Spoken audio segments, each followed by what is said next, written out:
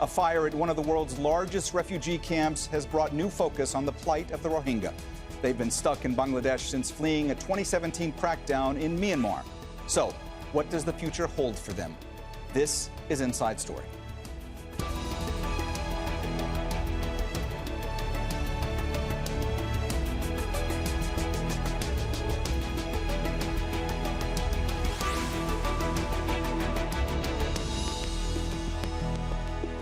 Hello and welcome to the program. I'm Mohammed Jamjoom. Cox's Bazar in southern Bangladesh is home to about 1 million Rohingya refugees who fled a military crackdown in Myanmar in 2017. But on Sunday, life in one of the most crowded refugee camps in the world got even more difficult. A huge fire broke out, burning down some of the makeshift homes and causing extensive damage. So before we bring in our panel today, let's first speak to Sahat Zia Hero. He's the founder and editor of Rohingyatographer magazine and saw the fire in the camps. Sahat, thank you so much for being with us today. First of all, I'm glad that you and your family are safe. Let me ask you, how bad was this latest fire and how frightening was it for you and other refugees in the camp? Yes, Brother Mohammed Jinjum. When I saw the fire, I was working at my office at that time. Then I saw the smoke and people were fleeing around and saving their children. Then I ran from my office and I went there to the spot, to the fire burning area. So I saw it was really a devastating fire, that such a big fire. People were just escaping from the fire and saving their lives, saving the children and the young people, helping the elderly people to escape from the fire. And they were they didn't have the chance to save any other materials and any other thing from their home, from the shelter, because they didn't have time to save them, as the fire were spreading very fast, because it was a bit windy during that fire incident, the strong wind. So people just ran away and escaped from the fire. So the shelters were burnt, and everything they had in their shelter were also burnt. So more than 2,000 families were affected. So there is over 12,000 refugees became homeless and lost their shelters, lost their food and everything. Sahat, you and other photographers have been documenting life in the camps for a while now. You yourself are the founder and editor of the Rohingyatographer magazine. We're actually looking at some of your photos and videos that you provided to us right now, showing the fire and also showing some of the aftermath of the fire. I want to ask you why it's so important for you and your colleagues to continue to showcase and document the daily life of Rohingya refugees. Yes, it is very important because we want to raise awareness, and we want to share the situation. We want to tell about the situation of the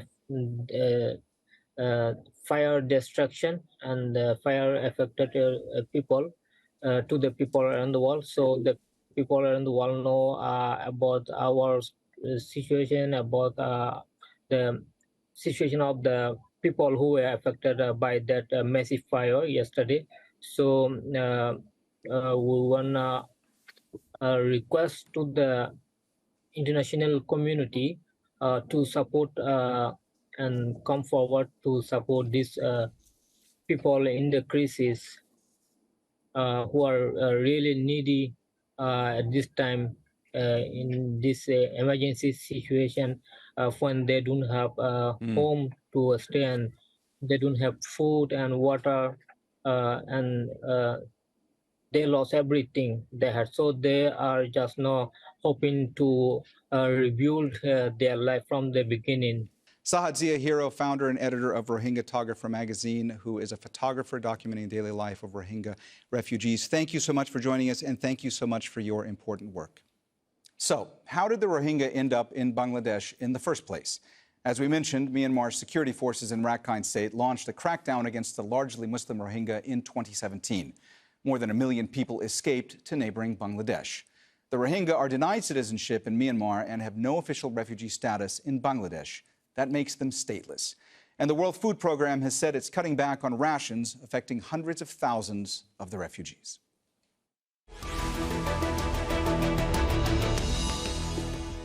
All right, let's go ahead and bring in the rest of our guests now. In Dhaka, Wendy McCance, Bangladesh Country Director of the Norwegian Refugee Council. In Fairfax, Virginia, Tom Andrews, UN Special Rapporteur on the situation of human rights in Myanmar. And in Hamburg, Dr. Ambia Perveen, Chairperson of the European Rohingya Council and founder of the Rohingya Medics Organization. A warm welcome to you all, and thanks so much for joining us today on Inside Story. Dr. Perveen, let me start with you today.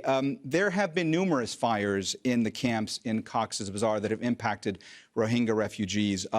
This latest one, it really just highlights how dire the situation remains for Rohingya refugees, right? And also, I want to ask you, how traumatic is this for the refugees who are impacted by these fires? Thank you for the question. I'll try to be short, but you know, there are a lot of negative things have been happening.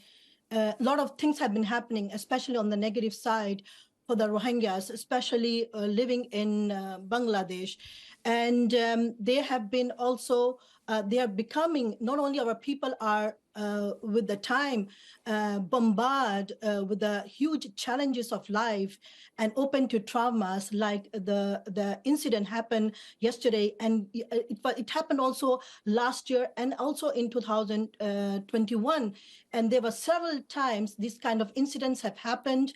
Then plus, after this incident, there was also a shortage of food vouchers for our people. And plus, these people are not only becoming the vulnerable, but also they are becoming the help that they need from the international community and from the locals society is getting worse. So if you see this triggering often these incidents and the accidents happening in the camp where people are having these days a zero hope to the repatriation and for the justice and that their life will be better, these people, the international community and the Bangladesh government have noticed, but nothing has been done. So you can see that there is a lack of policies, or you can say zero policies to help the Rohingyas living in Bangladesh. And we should also not forget, when we see there are people who are running away, taking the dangerous journeys to travel to Indonesia or Malaysia, or dying and then being the hands in the human traffickers, we should not be astonished what is going on. So you can see that these accidents and incidents are happening, and there is no, from the stakeholders, there is no concrete steps to help these vulnerable people. Tom, when incidents like these fires get reported, there is often collective shock. There are calls to assist the Rohingya more. But sadly, things do not seem to improve for the Rohingya. You have been sounding the alarm for a while now. You've been calling out the international community for their failure to act. Why aren't the Rohingya getting the kind of attention that they deserve? That's a very good question, Mohammed. And first and foremost, thank you for airing this program and focusing attention on this crisis, because the fact is the Rohingya are an invisible people to the world. And what you have among various leaders of various countries, certainly members of the Human Rights Council, who I report to in Geneva, speak very loudly about the Rohingya and the importance of international support.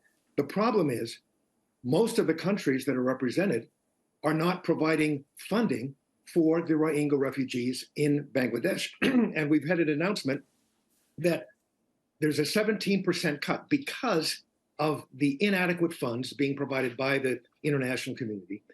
It's been announced that there is a 17% cut in food rations and in the camps, and there will be an additional cut in the next few weeks. So individuals will be going from 39 cents US cents per day for food down to 27 cents per day for food. Now, you try to survive on 27 cents per day for food, but that is exactly what the people in these camps, the Rohingya people in these camps, are going to have to live on because of the shortfall of the emergency response plan for the Rohingya that is, I believe, unconscionable by the international community. I mean, the people in these camps, the Rohingya in these camps, cannot eat political rhetoric. They cannot eat resolutions. They need food, and the international community has not been providing the food and assistance that they need and deserve. Wendy, you heard Tom there talk about something that's made a lot of headlines recently, which is the fact that these food vouchers for the Rohingya, that they have been cut and that they might face more cuts going forward because of the funding gap. I've heard so much concern from so many Rohingya refugees about this. How concerned are you and your colleagues at your organization, NRC, as well as other aid organizations? And how might this impact, how catastrophic might this be for the population there in the camps? Yeah, no, absolutely. We're incredibly worried about this. As Tom says, there's a sort of 17% cut in the food rations, which means that the refugees will have to try and work out how else to substitute that.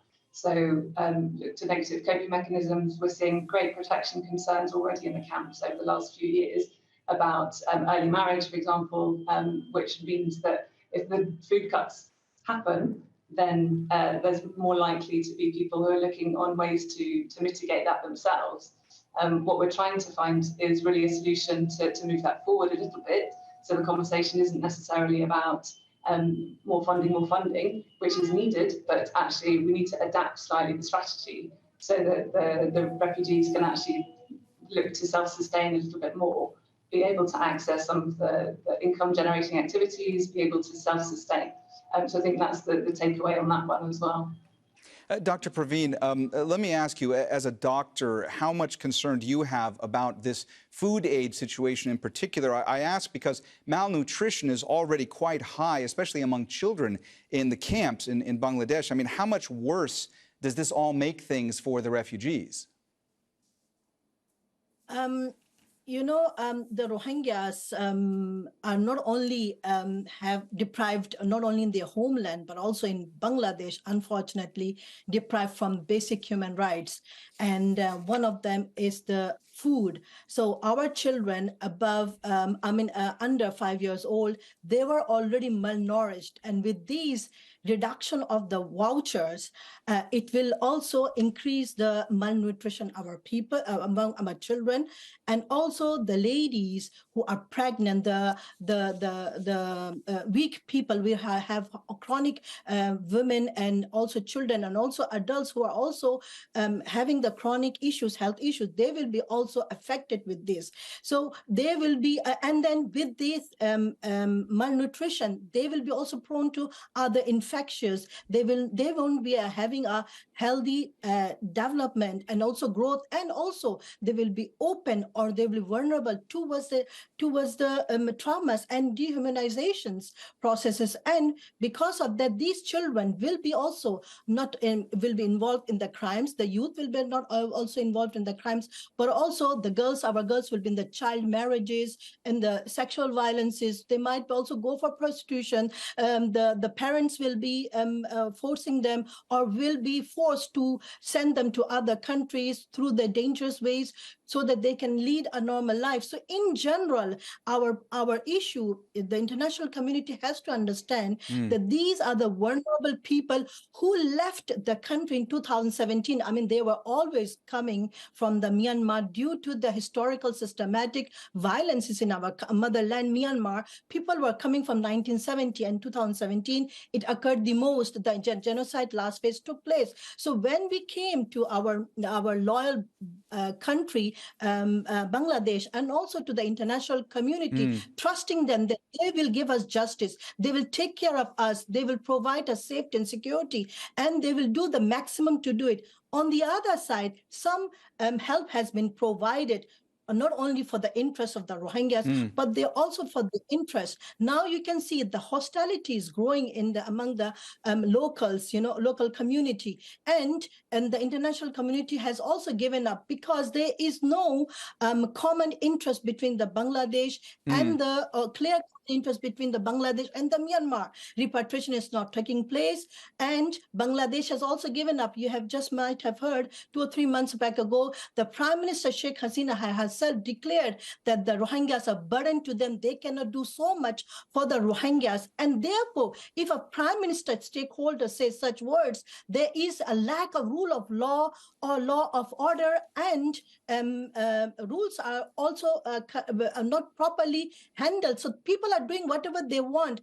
And with these accidents, what happened, there is still the barbed wires are still there. It has not been removed from the previous accidents. We have seen that the children have lost their lives, children were injured, and the children, while playing also through the barbed wires, they are injured. They cannot have a free life.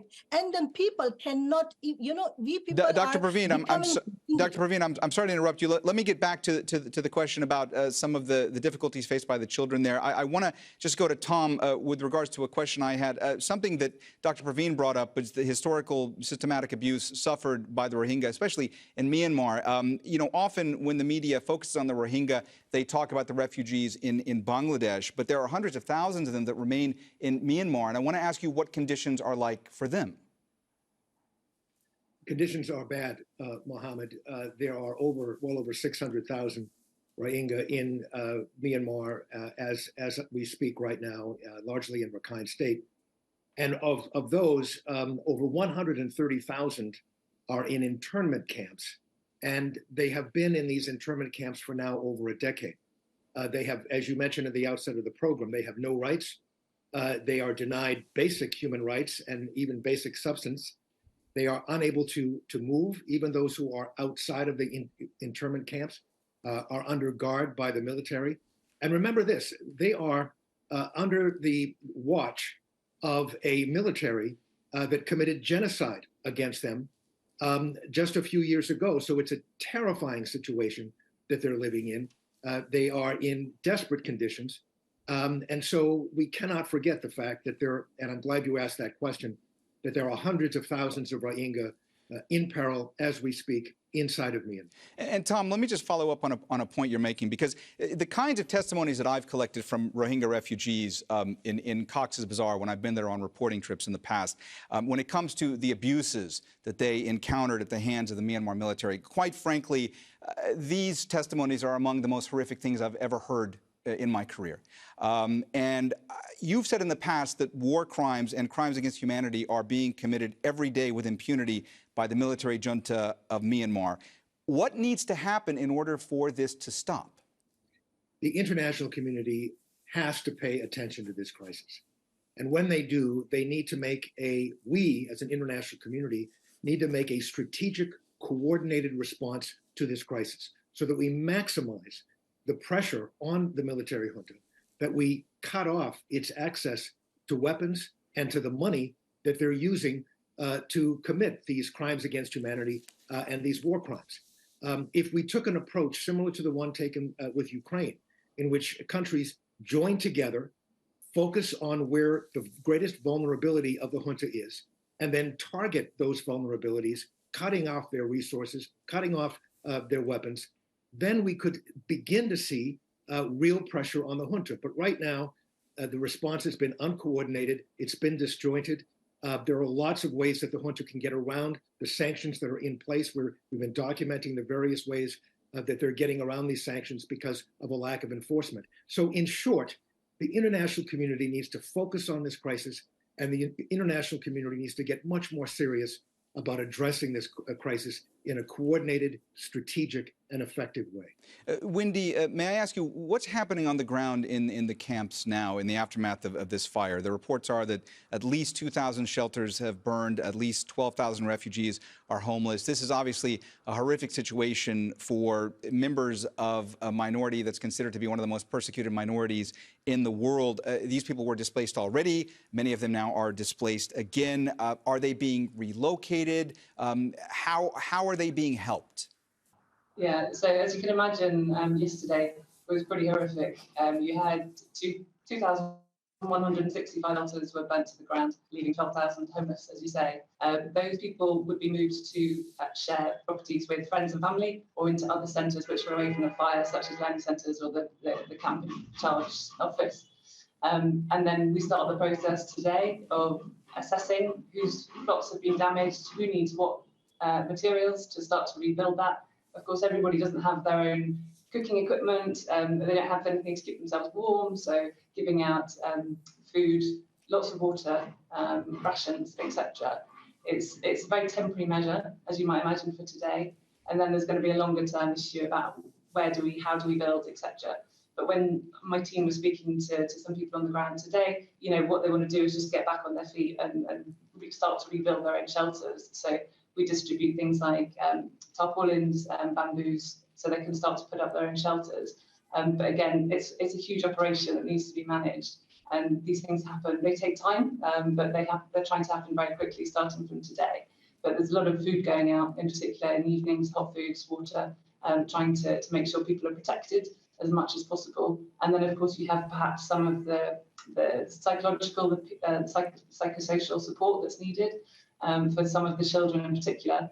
In the fire in 2021, when I was there as well in Cox Bazar, there's a lot of missing children at that point because they flee, they get scared, they get lost because of the fires. So trying to make sure that everyone is accounted for and back with their families as soon as possible, which is pretty heartbreaking. Wendy, if I could also just follow up with you. I have reported several times from the camps in Cox Bazar, and when you go there, you notice right away just how extremely overcrowded they are, how dire the conditions are and remain. If you could just help our viewers understand a little bit better how easy it is for a fire to spread in that environment and how dangerous it is for the population when a fire starts. Yeah, no, incredibly. It's a very, very congested space. For some of I'm sure people have seen some of the footage and some of the pictures, but it's impossible to contain it almost. We were pretty lucky, in fact, yesterday. We were able to put in some fire breaks around the fire so that it didn't spread far into the other camps, because when you talk about camps, there isn't a gap between them. They're pretty much back to back. So that really was a life-saving measure, I think, that happened. There are disaster management teams that are trained up inside the camps. And if there's something like a fire, and this is fire season, it's very dry at the moment before the monsoons come, those responders are able to try and get to the site of the fire, but the pathways are very narrow. You can't get a fire truck down there, fire engine down there. There's not a lot of pumping water that you can use, so it's very limited in what's possible. So you have some extinguishers, you have some sandbags and sand buckets, etc. And you have some of the water, almost like trolleys, that come through those camps. But it's very difficult to be able to stop it, given the congestion that exists there. Tom, when it comes to the legal cases that are ongoing, when it comes to the plight of the Rohingya, there is the case at the International Court of Justice. There's an investigation at the International Criminal Court. I mean, are you optimistic this is actually going to lead to justice for the Rohingya? I mean, is all this moving fast enough, or is it just not moving, along? No, it's not moving fast enough. Justice is slow, very slow. I'm hopeful that this evidence, and there's lots of it, and we continue to mount evidence, is going to be used for these prosecutions. And in the meantime, I'm hopeful that the international community will pay greater attention to this crisis and to these abuses, and will focus more pressure on the military junta, take away its means of continuing these violations, but B, to provide the basic support and needs of the people in the camps in Bangladesh. Dr. Perveen, humanitarian aid for the Rohingya, it's been declining for a couple of years now. It's expected to fall even further this year. Why do you think that is, and how frustrating is that for you? I mean, you work so hard to try to raise awareness when it comes to the plight of the Rohingya and how their basic needs must be met. How difficult is that for you? It is very difficult because, it's the Rohingya cause. It's not only the political cause, there are also other crises are parallelly moving around. And we need justice. At the same time, we need to maintain these vulnerable people to mentally and medically so stable that one day when we repatriate, we don't become a burden to our own community, that we will be able to contribute ourselves to the locals and also to our country, and also to be effective for the global society. So when we raise to maintain the basic human rights, it is so difficult. And for example, our people, whatever they are getting, it's not at all enough. So they are also seeking from the diasporas. And when these diasporas, we are also working people category, and we have to also financially and morally support them. We have to also financially work for ourselves, because we need also money and all the stuff. At the same time, we have to campaign parallelly to work for our community, and also to take care of also very difficult. Now you can see, so the best solution among what Mr. Andrews has said, it is also very important that we have to stabilize parallelly by stabilizing our people, we have to make them independent.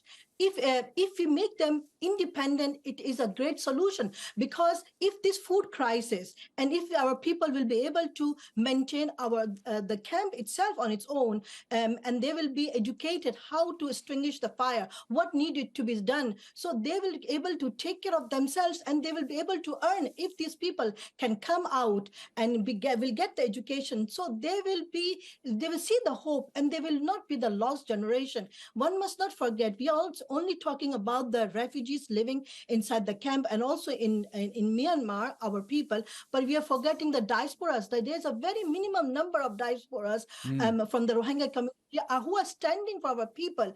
And we are also traumatized. We are also exposed to these things. Physically, I might not be there, but morally and mentally, I'm with my people, because we are them, they are us. So we are also affected with the tragedies, the persecution, the atrocities they've been going through daily, and which affects the Rohingya activists or the leadership. And nobody's there to support also mentally. People are forgetting these are the vulnerable people. They are the group of protected group of people, and that according to ICJ, we need to protect them. The protection does not mean that only waiting for them to give us a justice. It means to give us justice from everywhere. Justice does not mean only in the legal issues or the accountability. Justice means to give them the basic human rights, not only in the camp, but also inside the Myanmar, which there is a huge lack of it.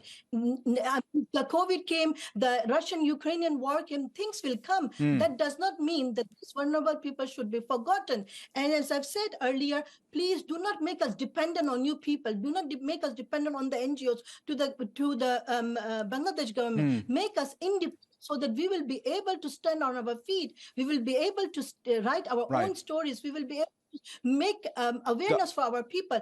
Dr. Perveen, I'm sorry, we have run out of time, so we're going to have to leave the conversation there. But we thank you all so much. Thanks so much to all of our guests, Wendy McCance, Tom Andrews, and Dr. Ambia Perveen. And thank you, too, for watching. You can see the program again anytime by visiting our website, aljazeera.com. And for further discussion, go to our Facebook page. That's facebook.com/AJ Inside Story. You can also join the conversation on Twitter. Our handle is @AJ Inside Story. For me, Mohammed Jamjoom, and the whole team here in Doha, bye for now.